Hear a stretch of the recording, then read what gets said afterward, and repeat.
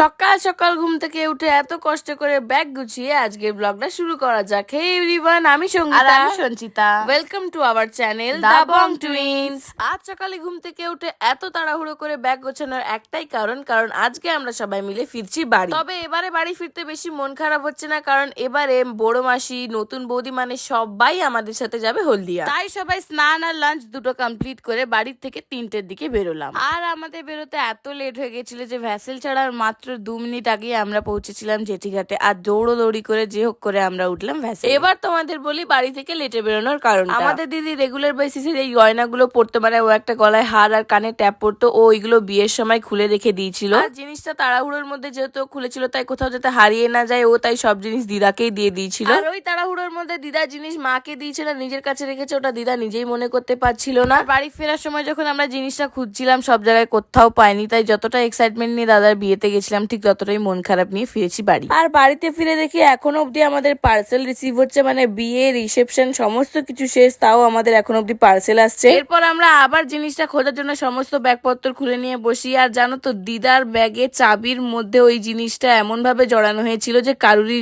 তখন চোখে পড়ছিল না। যাই হোক, শেষ পর্যন্ত আবার হাতটা পাওয়া যাবে, সবাই হ্যাপি হয়ে গেছিল। তারপর সঞ্চিতা নতুন বৌদিকে পেয়ে রাজ্যের যত গল্প ছিল আজই সেরে ফেলছিল। যাই হোক, আজকের মতো এতটাই, দেখাচ্ছি পরের ব্লগে। টাটা।